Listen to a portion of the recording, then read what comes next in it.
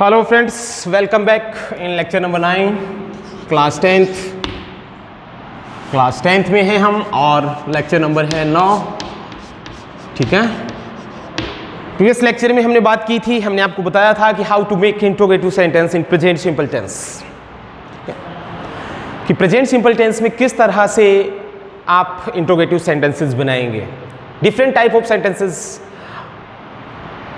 यानी विभिन्न प्रकार के वाक्य मैंने आपको बताए कि कितने तरह के वाक्य प्रेजेंट सिंपल टेंस में बनते हैं इंट्रोगेटिव। ठीक है, सारे स्ट्रक्चर्स आप लिख चुके हैं और बहुत सारे वाक्य आप बना सकते हैं। ठीक है, जब तक आप बनाएंगे नहीं तब तक कुछ नहीं होगा। मेरे लिखने से, आपको लिखाने से यहाँ कोई मतलब नहीं है। ठीक है ना, जब तक आप खुद नहीं करेंगे तो ये पढ़ें जरूर। ठीक है, इंट्रोगेटिव सेंटेंस के बारे में थोड़ी सी और मैं आपको बता देता हूं। इंट्रोगेटिव सेंटेंस दो तरह के होते हैं इंग्लिश में, दो तरह के मैंने आपको बताए, एक यस नो टाइप होते हैं और दूसरे WS वर्ड टाइप होते हैं। ठीक है, फर्स्ट यस नो टाइप के बारे में मैंने आपको बताया था कि yes no type questions are दो questions which possible answer is yes और नो। यानी यस नो टाइप क्वेश्चंस वो प्रश्न होते हैं जिनके उत्तर हाँ या ना में आते हैं। ठीक है ना, और WS वर्ड टाइप क्वेश्चन वो क्वेश्चन होते हैं जिनके उत्तर हाँ या ना में नहीं आते हैं। कोई सा भी किसी भी तरह का सेंटेंस आप उठा के देख लें। ठीक है, मैंने कहा क्या वह आम खाता है, आंसर क्या आएगा, हाँ या ना में। ठीक है, तो कौन सा प्रश्न है ये, यस नो टाइप प्रश्न है। ठीक है, नेक्स्ट मैंने कहा वो आम क्यों खाता है, क्या हाँ ना में उत्तर दे सकते हो। मैंने कहा वो आम कब खाता है, क्या हाँ ना में उत्तर आ सकता है, नहीं आ सकता। मैंने कहा वो आम क्यों खाता है, हाँ ना में उत्तर आ सकता है, नहीं आ सकता। अर्थात ये क्वेश्चन यदि आप इनको अंग्रेजी में ट्रांसलेट करेंगे तो फिर इन्हें हमें WH वर्ड्स से करने पड़ेंगे, WH वर्ड्स लगाने पड़ेंगे। अंडरस्टैंड। नेक्स्ट, और नेक्स्ट आज हम आखिरी प्रकार के यहां वाक्य कर रहे हैं, वो है इंट्रोगेटिव एंड नेगेटिव सेंटेंसेस। ये लगाया तीर का निशान। यानी कहने की बात यह है कि इंट्रोगेटिव भी हूं और वो नेगेटिव भी हूं, दोनों एक साथ हों। यानी प्रश्नवाचक भी हों और उसके साथ साथ वो नकारात्मक भी हों। समझ में आ गई बात। वाक्य प्रश्नवाचक भी हों और नकारात्मक भी हों, यानी नॉट भी होना चाहिए वाक्य में और वाक्य के अंत में प्रश्नवाचक चिन्ह भी होना चाहिए। वो वाक्य कहलाते हैं क्या, इंट्रोगेटिव एंड नेगेटिव सेंटेंसेस। ठीक है, तो स्ट्रक्चर फर्स्ट, और मैं पहला यहां लिख रहा हूं, देखिए पहला स्ट्रक्चर मैंने लिखा है वही, और हमें यह यूज यानी डू डज वाला, डू डज प्लस वर्ब की फर्स्ट फॉर्म वाले कैसे बनेंगे। देखिए नंबर 1, सबसे पहले हमने लगाया डू या डज, यस नो टाइप प्रश्न बना रहे हैं। उसके बाद लगाया सब्जेक्ट, उसके बाद लगाया नॉट, उसके बाद लगाई वर्ब की फर्स्ट फॉर्म, वाक्य के अंत में प्रश्नवाचक चिन्ह, और वाक्यों के अंत में आपको पता है आने वाला है ता है, ती है और ते हैं। ठीक है, अब WH वर्ड से बना दें आप। तो यहां सबसे पहले हमने लगाया WH वर्ड, और WH वर्ड के बाद लगाया डू या डज, डू डज के बाद हमने लगाया सब्जेक्ट, सब्जेक्ट के बाद नॉट लगा दिया, और नॉट के बाद वर्ब की फर्स्ट फॉर्म, और इसके बाद प्रश्नवाचक चिन्ह। वाक्यों के अंत में यहाँ भी यही आएगा, ता है, ती है और ते हैं। ठीक है, लेकिन ये दोनों ही वाक्य किस में लिखे हैं हमने, एक्टिव वॉइस में, AV में। ठीक है, यदि PV में बनाए तो, ठीक है, यदि PV में बनाए तो नंबर 3 मैं लिख रहा हूं, हमें डू डज नहीं बल्कि प्रयोग करने पड़ेंगे किसका, इज, आर और एम का। ठीक है, इनके साथ हम लगाएंगे सब्जेक्ट, इसके बाद में हम लगाएंगे नॉट, इसके बाद वर्ब की थर्ड फॉर्म, बचा कुचा अंत में, वाक्य के अंत में यहां भी प्रश्नवाचक चिन्ह, यहां भी आएगा ता है, ती है, ते हैं। ठीक है, यदि पैसिव वॉइस का वाक्य है और WH वर्ड से बनाना है, WH वर्ड से बन रहा हो तो सीधी सी बात है WH वर्ड शुरू में लगेगा, उसके बाद में ERM लगेगा, उसके बाद में हम लगा देंगे सब्जेक्ट, और उसके बाद में फिर वही नॉट, और उसके बाद में वर्ब की कौन सी फॉर्म, थर्ड फॉर्म, वाक्य के अंत में प्रश्नवाचक चिन्ह। यहाँ ता है ती है ही आएंगे, लेकिन ये दोनों ही प्रकार के वाक्य होंगे किसमें, पैसिव वॉइस में। ठीक है, सिंपल एग्जाम्पल देख सकते हैं आप। एक ही एग्जाम्पल बता रहा हूं, आप बहुत सारे कर सकते हैं, बहुत सारे लिख सकते हैं। मैंने ये लिखा, क्या वह अंग्रेजी नहीं बोलता है?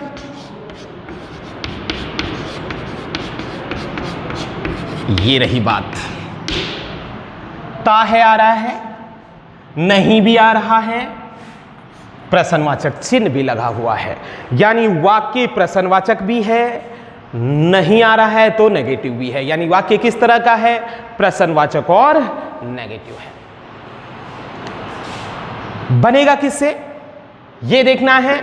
उत्तर यस या नो में आ रहा है या नहीं आ रहा है, ये देखें। क्या वह अंग्रेजी नहीं बोलता है, आप दो ही उत्तर दे सकते हो कि हाँ साहब वो अंग्रेजी बोलता है, या नहीं साहब वो अंग्रेजी नहीं बोलता, अर्थात यस नो टाइप प्रश्न है। और अंग्रेजी किससे बनेगी, फर्स्ट फॉर्मेट से, फर्स्ट स्ट्रक्चर से। तो हमने लगाया यहां पर क्या, डज। सब्जेक्ट लिखा, सब्जेक्ट क्या है, ही के बाद क्या लगाना है, नॉट, नॉट के बाद क्या लगाना है, वर्ब, वर्ब मतलब बोलना, बोलने की मतलब अंग्रेजी बताएं तो स्पीक, और यहां लिख दिया आपने क्या, इंग्लिश। वाक्य के अंत में प्रश्नवाचक चिन्ह। ये रहा आपका। डू क्यों नहीं आया, आपको पता है कर्ता एक वचन है, इसलिए यहां हमने डज लगाया है। लेकिन ये वाक्य ऐसे होता, ये वाक्य ऐसे होता, वह अंग्रेजी क्यों नहीं बोलता है, प्रश्नवाचक चिन्ह। वह अंग्रेजी क्यों नहीं बोलता है, यस नो में उत्तर आ रहा है क्या, नहीं आ रहा। ठीक है, यस नो में उत्तर आ रहा है क्या इसका, नहीं आ रहा है। इसलिए किससे बनाएंगे, WH वर्ड से। WH वर्ड क्या लगाएं, क्यों के लिए, व्हाई, WH वर्ड लगा। डू लगाएं या डज, तो डज लगाया, क्यों लगाया, क्योंकि आगे सब्जेक्ट क्या है, ही के बाद क्या, सब्जेक्ट के बाद क्या लगाएं, नॉट, तो हमने ये जोड़ दिया, नॉट बोलने की अंग्रेजी, स्पीक, और इंग्लिश का इंग्लिश। वाक्य के अंत में लगा दिया फिर वही प्रश्नवाचक चिन्ह। ठीक है, बात आ रही है समझ में।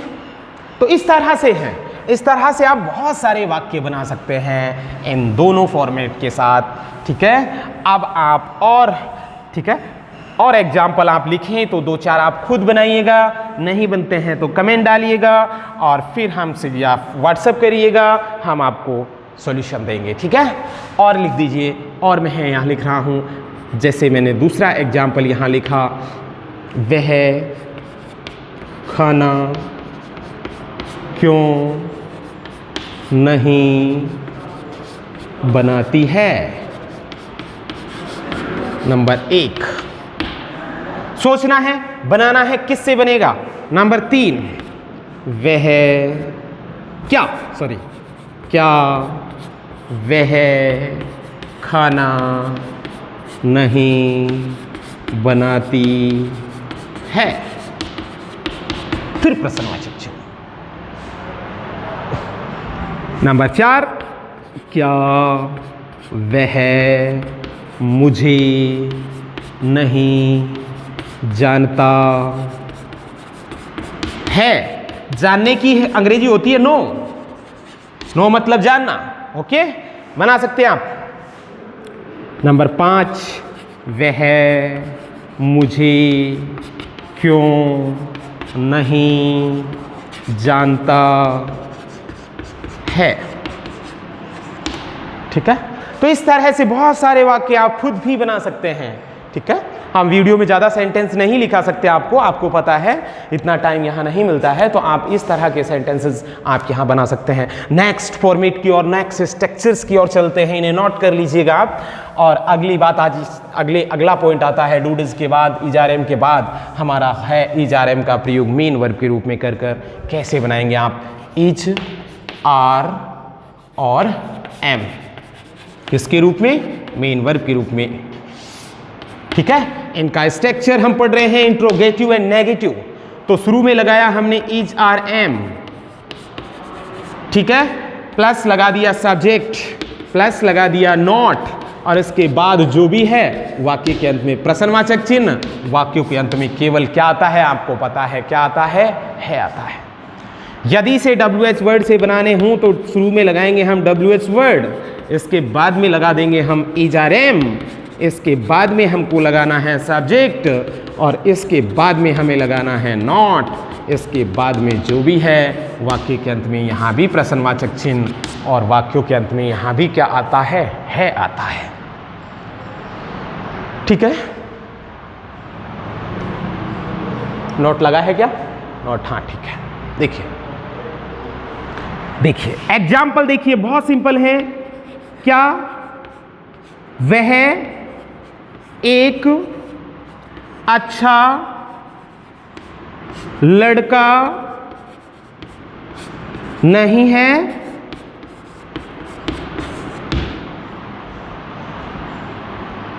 अंत में है, वर्ब इस वाक्य में है नहीं, इंट्रोगेटिव भी है और नेगेटिव भी है, तो किसका प्रयोग करोगे आप? इजारेम का। अंग्रेजी बनाई तो शुरू में लगाया हमने क्या? इज, ठीक है, फिर सब्जेक्ट लगाया ही, फिर लगाया नॉट, ए गुड बॉय, प्रश्नवाचक चिन्ह। इसी तरह से दूसरा, इसी वाक्य को लिखा हूं, वह एक अच्छा लड़का क्यों नहीं है? किससे बनाना पड़ेगा? WH वर्ड से। तो WH वर्ड लगा दीजिए आप, क्यों के लिए लगाया हमने भाई? Is, he, not, a good boy. Understand it? इस तरह से इस स्ट्रक्चर के बहुत सारे वाक्य बना सकते हैं आप, ठीक है ना। जैसे मैंने कहा, क्या वह एक शेर नहीं है?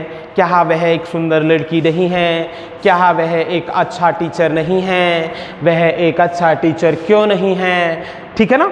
इस तरह के सेंटेंस जिन वाक्यों में वर्ब इजारेम का प्रयोग करते हैं, किसके रूप में? मेन वर्ब के रूप में, उन वाक्यों को, ठीक है ना, इंट्रोगेटिव नेगेटिव कैसे बनाते हैं ये हमने बताया है आपको। नेक्स्ट फॉर्मेट की ओर बढ़ते हैं। ये हुए हमारे नंबर 3, और नंबर 3 पे हम आपको बता रहे हैं इजारेम हैं, लेकिन इनके साथ में क्या आता है? टू आता है। टू के बाद में वर्ब की फर्स्ट फॉर्म आती है। आपको पता है वाक्यों के अंत में क्या आता है? ना है, नी है और ने है, ठीक है। पहला इजारेम लगाइए, सब्जेक्ट जोड़िए, नोट लगाइए, वर्ब की फर्स्ट फॉर्म लगाइए, सॉरी टू रह गया ना, टू लगाइए, वर्ब की फर्स्ट फॉर्म लगाइए, प्रश्नवाचक चिन्ह लगा दीजिए, ठीक है। ऐसे ही यदि इसे WH वर्ड से बना रहे हैं आप तो लिख दीजिए WH वर्ड, प्लस जोड़ देना है इजारेम, प्लस जोड़ देना है सब्जेक्ट, प्लस जोड़ देना है नॉट, प्लस जोड़ देना है टू, प्लस वर्ब की फर्स्ट फॉर्म, प्रश्नवाचक चिन्ह।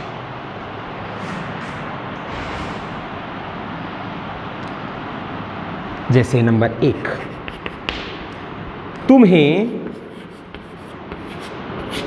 खाना क्यों नहीं खाना है? क्या रहा है? ना है। क्या ये इससे बनेगा या इससे बनेगा? यस नो में उत्तर आ रहा है क्या? नहीं आ रहा है, इसलिए किससे बनेगा? इससे बनेगा। तो हमने लिखा why is he not to eat food, प्रश्नवाचक चिन्ह। दूसरा और देख लीजिए, एक एग्जाम्पल और बता देता हूं आपको। क्या तुम्हें घर नहीं जाना है? क्या तुम्हें घर नहीं जाना है, ये बनेगा इससे। तो आप लिख दें, ओ सॉरी, ये गलत बना दिया। तुम्हें खाना है, तुम्हें है ना, तो तुम्हें है इसलिए यहां लगाएंगे आर और यहां लगाएंगे यू। मैंने ही लगा दिया है, वो गलत है। अब why are you not to eat food, कि तुम्हें खाना क्यों नहीं खाना है, वही तुम्हें यहां है, तो इसलिए यहां लगाया हमने क्या? Are you not eat food. इस तरह से ये करना है, ठीक है? बता दूं तो इस तरह से आप बना सकते हो इजारे वाले वाक्यों को। जिन वाक्यों में ना है नहीं आती हैं उनको नेगेटिव या इंट्रोगेटिव सेंटेंस उनका कैसे कन्वर्ट करते हैं, ये हमने आपको बताया है।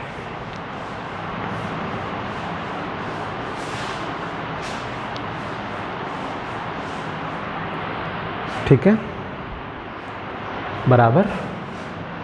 नेक्स्ट आगे बढ़ते हैं। अब हैज हैव जहां मेन वर्ब के रूप में होते हैं, आपको पता है कहां होते हैं, हम ये पढ़ चुके हैं।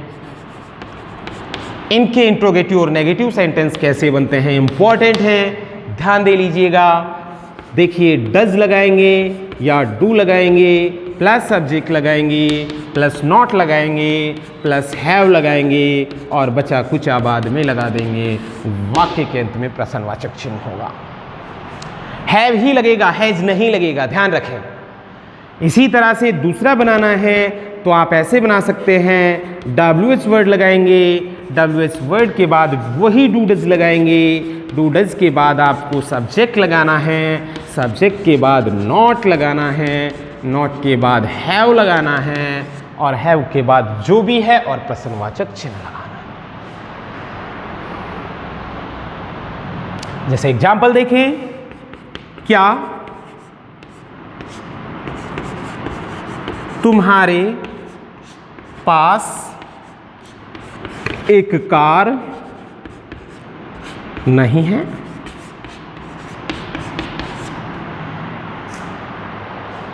तो हमने लिखा do you have, do you not have a car?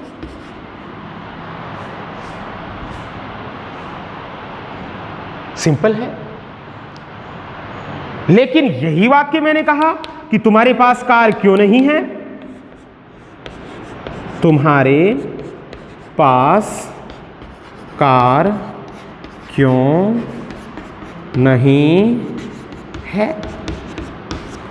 तो सिंपल है, हम इसका बना देंगे भाई do you have not a car. Okay, तो ये सिंपल सी बात है। इस तरह से आप बहुत सारे वाक्य बदल सकते हैं, बहुत सारे वाक्य बना सकते हैं, ठीक है ना?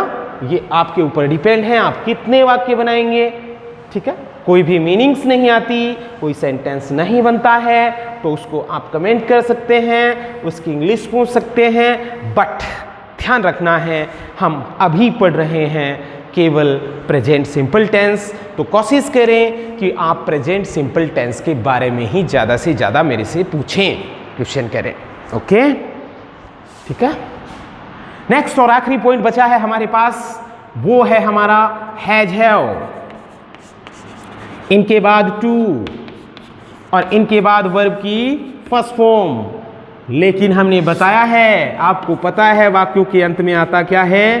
पढ़ता है, पढ़ती है और पढ़ते हैं।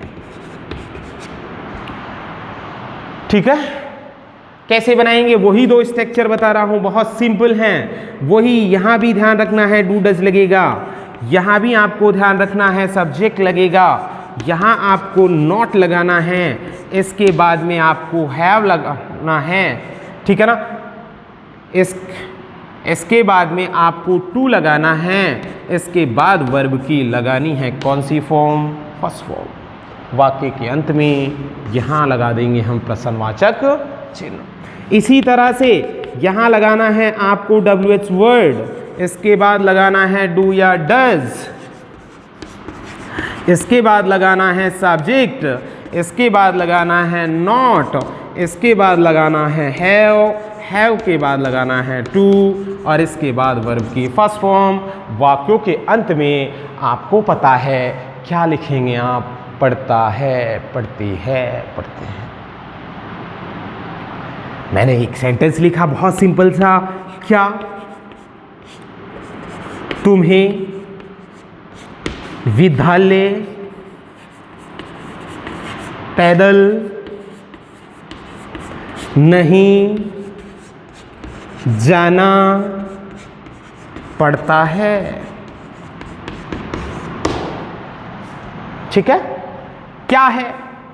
तो इससे बनेगा, तो डू लगाएं। तुम्हें क्यों लगाएं डू? क्योंकि आगे क्या आया है? You not have to go to school on the foot, FOOT। ठीक है, तो इस तरह से ये रहे आपके सभी, ठीक है ना, सभी प्रकार के वाक्य प्रेजेंट सिंपल टेंस में आप डिफरेंट टाइप ऑफ सेंटेंसेस को ट्रांसलेट कर सकते हो। ठीक है ना, आपको बहुत सारे मैंने स्ट्रक्चर यहाँ लिखाए हैं प्रेजेंट सिंपल टेंस में, इन्हें याद करें, इन्हें उपयोग में लें। ठीक है ना, कॉपी में ही ना लिखा रहने दें। कोई भी प्रॉब्लम हो, फिर मैं बार बार कह रहा हूँ, आप मेरे से पूछ सकते हो, कमेंट कर सकते हो। ठीक है ना, आप लेकिन पढ़ना तो पड़ेगा ही भैया, बिना पढ़े नहीं होंगे। थोड़ी प्रॉब्लम्स होंगी क्योंकि ये चीज़ें हैं थोड़ी हटके मैं आपको बता रहा हूँ। ठीक है ना, ये 10th क्लास का स्टैंडर्ड नहीं है, आपने 10th और भी पढ़े होंगे, बहुत सारे टीचर से पढ़े होंगे, लेकिन यहाँ मैं थोड़ा सा हटके, थोड़ा सा अलग, थोड़ा सा, ठीक है ना, हाई लेवल की थोड़ी सी बातें हैं। एक्स्ट्रा दिमाग चाहिए, थोड़ा सा आपको दिमाग लगाना पड़ेगा। You have to understand it. ठीक है ना, लेकिन यदि आप थोड़ा सा इसे ध्यान से देखेंगे, ध्यान से सुनेंगे, तो निश्चित रूप से समझ में भी आपको आने लगेगा। ठीक है, लेकिन हाँ, फिर बार बार मैं कह रहा हूँ, डाउट है, आप स्कूल में आते हैं, आ सकते हैं, पूछने की कोई मनाही नहीं है, कोई आपको नहीं रोकेगा, और थोड़ा सा यहाँ परिश्रम करना ही पड़ेगा आपको। ठीक है ना, यदि आपको कुछ सीखना है तो। नेक्स्ट चीज़ जो अब हम पढ़ेंगे वो बहुत इंपॉर्टेंट है, और वो एग्जाम में आती है आपके, ये कंफर्म याद करनी है। ठीक है ना, किसी वाक्य की हिंदी की इंग्लिश नहीं बन रही है, कोई बात नहीं है, लेकिन अब जो मैं लिखने वाला हूं वो आपको आना ही होगा, आना ही पड़ेगा, याद करना ही पड़ेगा। तो नेक्स्ट जो पॉइंट और जो हेडिंग में यहां डलवा रहा हूं, आपको ध्यान से पढ़ें इसे, ध्यान से समझें इसे। ठीक है ना, क्योंकि ये आपके परीक्षा में आएगा, 10th क्लास के बोर्ड में 4 नंबर यहीं से आपको आएंगे, जो चीज़ें ये मैं लिखा रहा हूं। तो ये पॉइंट ये है कि प्रेजेंट, हेडिंग डालें, प्रेजेंट सिंपल टेंस का प्रयोग करेक्ट फॉर्म के रूप में।